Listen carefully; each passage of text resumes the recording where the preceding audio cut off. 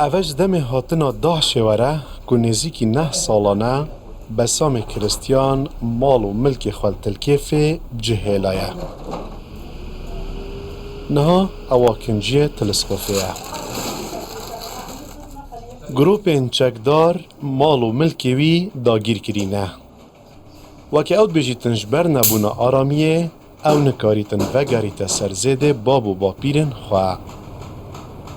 اخويا وين ارجع لتلكيف؟ برای من از چاوا بکارم و گرم تلکیفه دمکی ده دور آمد بن دست میلیشیا و گروپ انچکدارن دجبری کریستیانان ده ام کم پیک هاتای که کریستیانن وک هونجی دزانن ام وک کریستیان تناهی دخوازن نهاجی خانین ما جناف چونه ام و گرن کدری همو هوجه دارین مجیج خواره برنه حزام كان عندنا حزام ماكو كل الحزام كله شلعوه واخذوه.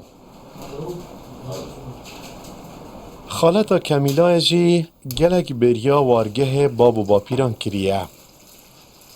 لپاک اوت بجیتن جیان جبوی مسیحیان العراق وکو دوزخه که لحاتیه و ببردوام مسیحی الجير كشتنو مطرسيه وهرشي دانا ما عندنا امان اصلا احنا بالعراق ما عندنا امان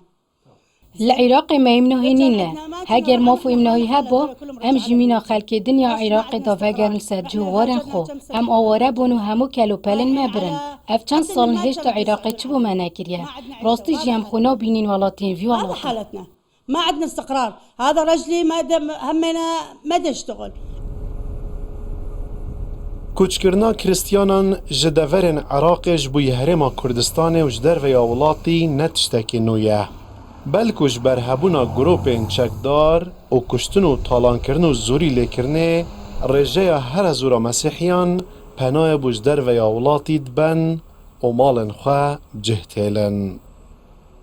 اگر داعش و گروپت نطراول وی ولاتی خلاص ببنجی لیپا ببردوام مسیحی العراق بنا قربانی و توشی ستم و ظلمت بن وکه اوت بجنجی تاکجیه که اوت ده هست پارامی بکن هرما کردستان و جرده صلاتا هزن پیش مرگه مستورملی کردستان 24 دشتان اینوا